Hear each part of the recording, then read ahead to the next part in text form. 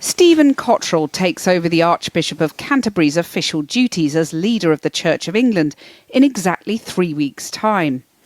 But after Justin Welby's historic resignation over the abuse scandal, now the Archbishop of York is himself accused of failing to dismiss a priest accused of grooming teenage girls.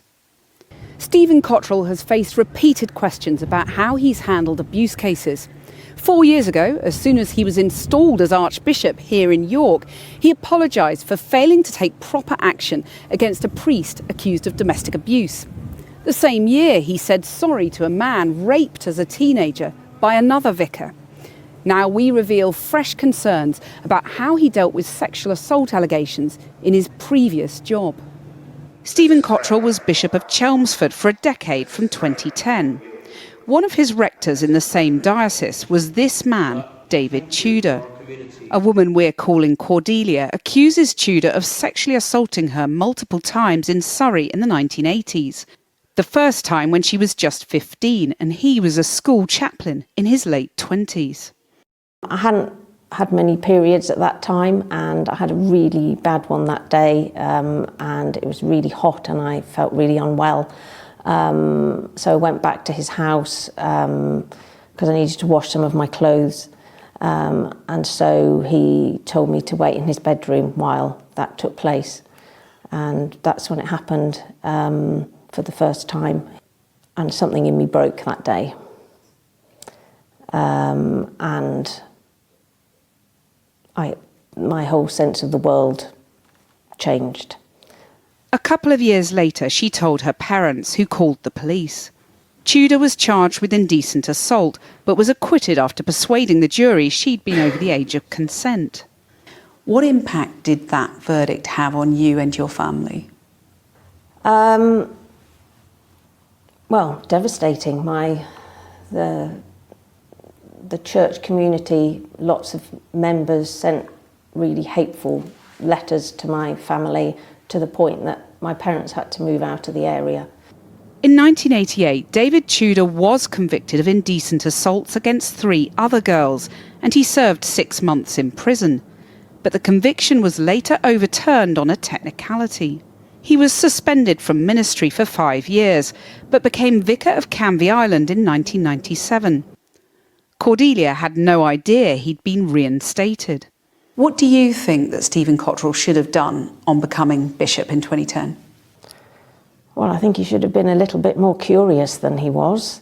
It was his job to know, and it was his job to find out, and it was his job to protect people and to be transparent and not to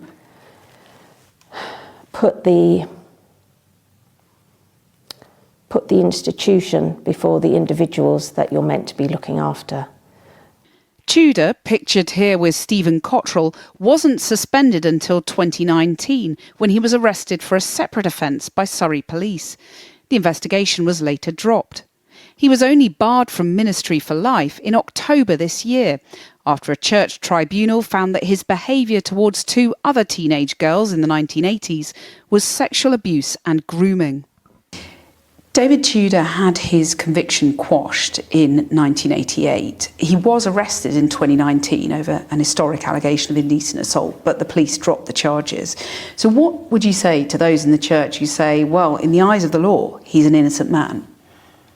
I guess technically he is, on paper, but how many young people from that time have come forward now to say, he did this to me? He did this to me, or I know someone that he did this to.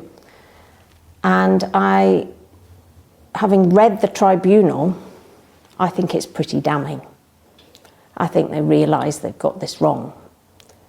They mention grooming, they mention taking advantage of his position.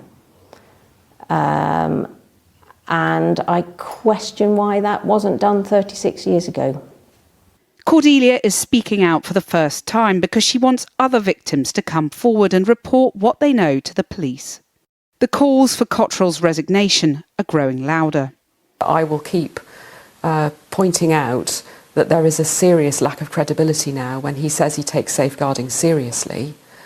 To my mind, The fact that you make, the very least, you make somebody an honorary canon of your cathedral, knowing full well what this person has done and the allegations against him, I think is abhorrent and inexcusable. Within weeks, the Archbishop of York takes on a church facing an existential crisis. His own future and that of the institution itself now in growing doubt. David Tudor did not respond to our request for comment.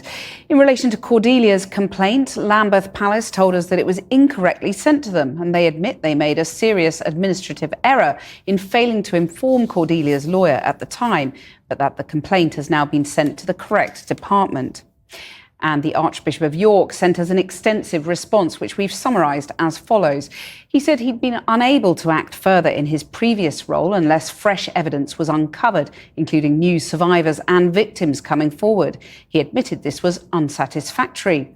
Under his leadership, the Chelmsford Diocese developed an independently chaired supervision body for safeguarding, made up of people from social services, education and the local police, one of the first in the Church of England.